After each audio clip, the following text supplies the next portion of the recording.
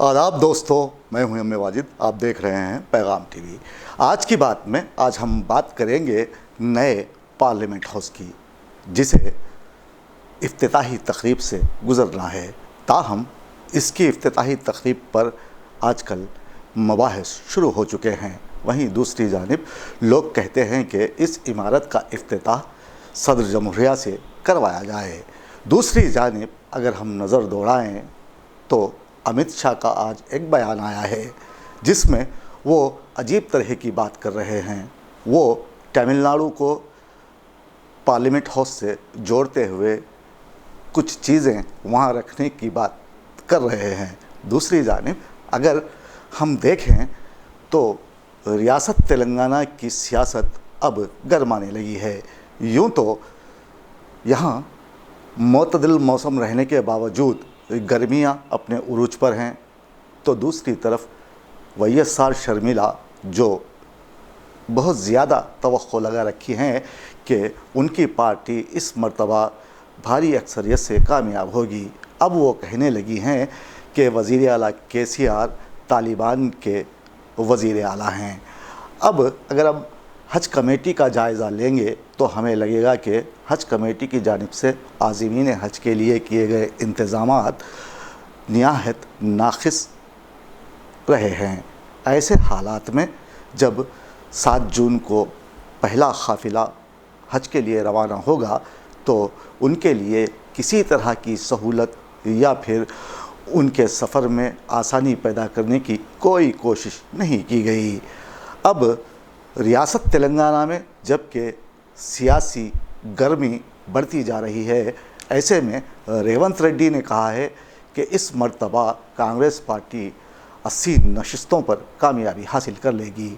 अब ये कैसे मुमकिन होगा और क्यों कर मुमकिन होगा, ये जानने के लिए देखिए हमारे नुमाइंदे मोहम्मद फ़ारूक की ये रिपोर्ट। हमारे देश हिंदुस्तान का ये अलमिया ही है कि यहाँ अब सियासत जैसा मुक़द्दस पेशा धंधे और कारोबार की शक्ल इख्तियार कर चुका है, और जब कोई चीज़ धंधा बन जाए तो उसमें धंधा करने वाले तमाम अवाबिल एक जा हो जाते हैं, जिनका वाहिद मकसद मफादात का तहफ़्फ़ुज़ होता है। धंधा एक ऐसी बला का नाम है जिसका मुद्दा सिर्फ़ और सिर्फ माली मनफियत होता है। सियासी धंधे में असूल पसंदी, खदरों और जज्बों की सदाकत नहीं होती। अगर खदरें सियासत की पहचान बन जाएंगी तो फिर यह धंधा नहीं रहता बल्कि इबादत बन जाता है। सियासत बुनियादी तौर पर खिदमत खल्क़ जैसे इंतहाई बुलंद मकसद का नाम है, लेकिन चंद नाक़िबत अंदेश सियासतदानों ने इसे तिजारत का रूप बख्श दिया है। पहले लगाओ फिर कमाओ। जब से सियासत धंधे में तब्दील हो गई है तब से यानी 2014 से माशरा धीरे धीरे तबाही की जानिब बढ़ता जा रहा है। मुस्तकिल इक़दार और अखलाक़ी रवैयों पर कैफियत मर्ग तारी है। सयानों का ख़ौल है कि धंधे का मंतकी नतीजा अफरा तफरी और बेचैनी होता है, और यही आजकल हमारे माशरे में साफ दिखाई देने लगा है। एक वज़ीर आज़म वोटों के हुसूल की खातिर फ़िल्मों की तशहीर करता है। अब इससे ज़्यादा देश की बदबख्ती क्या हो सकती है। 2014 से सियासत और खोखले नारों के ठेकेदार लूटमार, फहाशी, उरियानी, मनमानी के जिस निज़ाम को राइज करना चाहते हैं इसे सभी जानते हैं। 2000 के नोट वापस लेने की बात चली तो गरीब घरानों में खौफ का माहौल देखा गया। 2-4 नोट रखने वाले बैंकों की लाइनों में खड़े हो गए और कहने लगे, जब मोदी जी ने अपनी माँ को लाइन में खड़ा किया था तो फिर हम क्या चीज़ हैं, खड़े रहेंगे।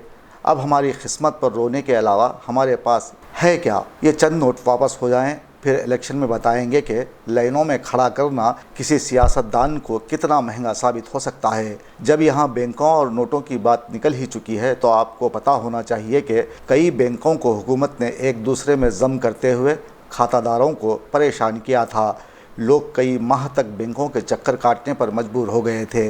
अब तो हमारे दोस्त मिर्ज़ा जी कहते हैं कि बैंक का डेबिट कार्ड जब भी वो देखते हैं तो उन्हें खौफ सा महसूस होता है। जब मैंने उनसे दरियाफ़्त किया, क्यों भाई, कार्ड देखने से आपको पसीने क्यों आते हैं, तब उन्होंने हमें बताया और समझाया कि एक अकाउंट उनका किसी गवर्नमेंट बैंक में है। जब भी वो पैसे निकालने के लिए एटीएम जाते हैं तो उस बैंक के एटीएम में पैसा बिल्कुल नहीं होता।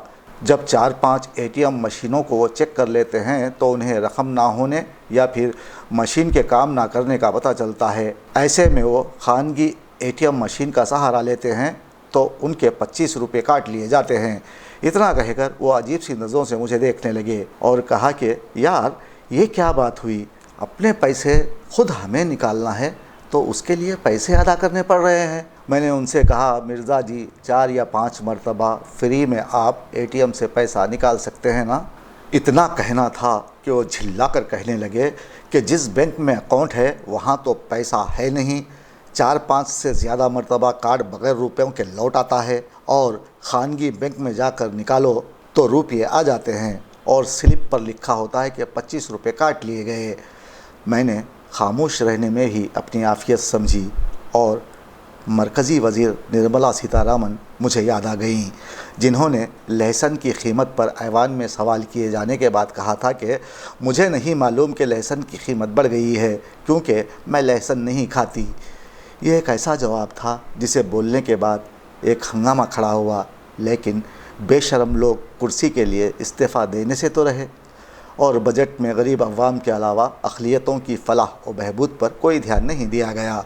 बस अवाम को ज़्यादा से ज़्यादा निचोड़ने के इक़दाम किए गए, जिन पर शोरा ने कहा था कि ये आया है जब से अवामी बजट, ये आया है जब से अवामी बजट, गमों में गुज़रता है हर सानिया, सुनाएं किसे हम गिरानी का हाल, सुनाएं किसे हम गिरानी का हाल, दिखाएं किसे घर का मीज़ानिया। इन दिनों नई पार्लियामेंट की इमारत पर हर जगह मुबाहस और तबसरे होने लगे हैं। कुछ भक्तों का कहना है कि इस इमारत की तामीर को मोदी जी ने यकीनी बनाया है तो इसका इफ्तिताह भी उन्हीं को करना चाहिए। दानिश्वर ऐसी बातों पर ज़्यादा ध्यान नहीं देते और कहते हैं कि अहमकों की बात पर क्या ध्यान दिया जाए, लेकिन कुछ दानिश्वरों ने भक्तों को समझाने की कोशिश कुछ इस तरह की कि मोदी जी भले ही मुल्क के वज़ीर आज़म हैं, लेकिन ये इमारत किसी के बाप के पैसों से नहीं बल्कि हिंदुस्तानियों से टैक्स की शक्ल में लूटी गई रकम से तामीर की गई है। हमारे देश में क़ानून और आइन नाम की कोई चीज़ है जिसे बालाए ताक नहीं रखा जाना चाहिए। इस इमारत का इफ्तिताह सदर जमहूरिया के हाथों होना ही मुनासिब है। मुख्तलिफ़ रियासतों में अवाम की राय अलग अलग पाई जाती है, जिससे परेशान होकर मरकज़ी वज़ीर दाखिला अमित शाह मैदान में कूद पड़े हैं, जिससे साबित होता है कि इन लोगों के पास कोई काम ही नहीं है। ये लोग देश में निराज की कैफियत पैदा कर रहे हैं। उन्हें देश की तरक्की और नौजवानों को रोज़गार से जोड़ने जैसे अहम तरीन मौज़ूआत पर कभी बात करते नहीं देखा गया। अब जबकि अमित शाह मैदान में हैं तो आज उन्होंने एक अजीब व गरीब बात कह दी कि तमिलनाडु की तारीख़ी सुनहरी छड़ी सेनेगल को नई पार्लियामेंट की इमारत में नस्ब किया जाएगा। पंडित जवाहरलाल नेहरू ने 14 अगस्त 1947 की रात तकरीबन 11:15 बजे तमिलनाडु के अधीनम के ज़रिए सेनेगल को कबूल किया था, जो अंग्रेज़ों से हमारे मुल्क के लोगों की तरफ इक़्तिदार की मुंतकिली की अलामत थी।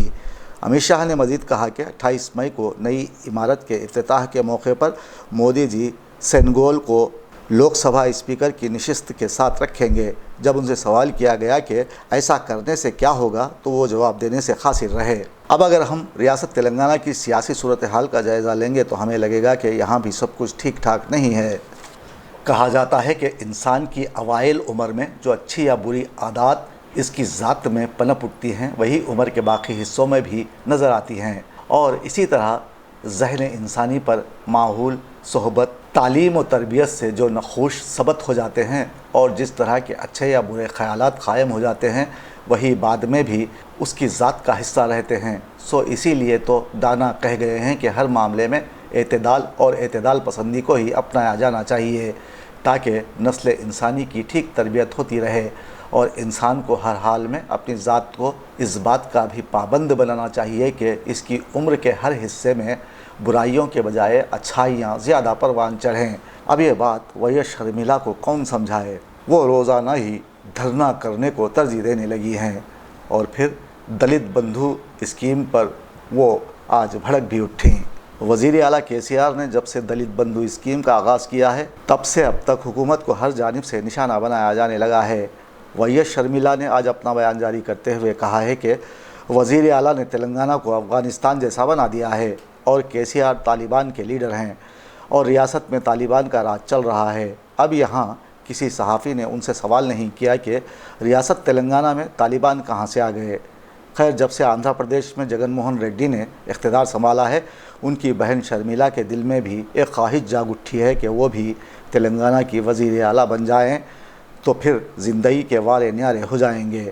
ایسے موقع کے لیے دانا افراد نے کہا ہے کہ دور کے ڈھول سہانے۔ اب دیکھنا یہ ہے کہ تلنگانہ میں KCR حکومت اقلیتوں کے لیے کتنی مفید ہے۔ اب یہاں مجھے ایک محاورہ یاد آ رہا ہے، وہ یہ ہے کہ جب کوئی کام نہیں کرتا تو بہت بڑا کام کر جاتا ہے۔ یہ محاورہ صدر نشین حج کمیٹی محمد سلیم پر صادق آتا ہے۔ 7 جون سے تلنگانہ حج کمیٹی کے عازمین کی روانگی کا آغاز ہوگا۔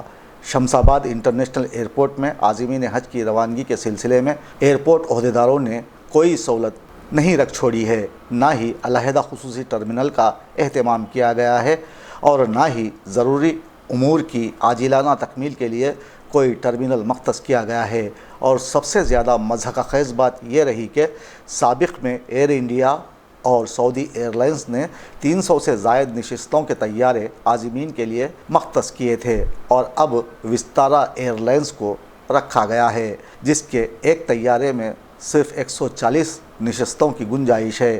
ان تمام باتوں پر غور کیا جائے تو ہمیں لگے گا کہ جاریہ سال عازمین کو آزمائشوں اور مشکلوں سے گزرنا پڑ سکتا ہے۔ ایسے حالات میں جب حج کمیٹی کے صدر نشین نے ایئرپورٹ کا دورہ کیا اور اپنا سا منہ لیے لوٹ آئے، انہیں دیکھنے کے بعد ایسا لگا کہ ان میں اس عہدے پر برقرار رہنے کی صلاحیت بالکل نہیں ہے۔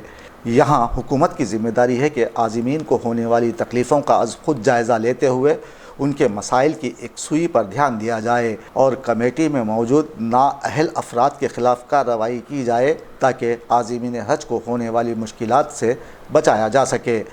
ورنہ لوگ تو یہی سمجھیں گے کہ اس میں حج کمیٹی کے ساتھ ساتھ حکومت بھی راست یا بالراست خود بھی عازمین حج کو تکلیف دینے میں شامل ہے۔ تبھی حج کمیٹی کے عہدیدار مجرمانہ خاموشی اختیار کیے ہوئے ہیں۔ ایئرپورٹ عہدیداروں سے ساز باز کرتے ہوئے عازمین کو سہولت دینے کے بجائے انہیں تکلیفوں سے دوچار کر دیا گیا۔ دوسری جانب تلنگانہ حج کمیٹی و محکمہ صحت کے اشتراک سے شہر حیدرآباد میں عازمین حج کے لیے ٹیکہ اندازی کا انتظام کیا گیا، جس کے لیے 4 سرکاری دواخانوں میں انتظامات کیے گئے۔ لیکن جب ہمارے نمائندے نے نامپلی دواخانے کا دورہ کیا تو یہ دیکھ کر حیران رہ گئے کہ اس دواخانے میں عازمین کا بے پناہ ہجوم تھا اور دواخانے کے انتظامیہ کی جانب سے کوئی مناسب انتظامات نہیں کیے گئے تھے۔ پچھلے دنوں حج کمیٹی کی جانب سے یوم ٹیکہ اندازی کے افتتاح کے نام پر بغیر کسی منصوبے کے تحت عازمین کو حج ہاؤس آنے کی دعوت دی گئی۔ اس کے بعد جہالت کی انتہا یہ رہی کہ عازمین کو دن بھر بٹھانے کے بعد انہیں کہا گیا کہ آپ کو اب یہاں آنے کی ضرورت نہیں، بلکہ 4 دواخانوں میں آپ کو ٹیکہ دیا جائے گا۔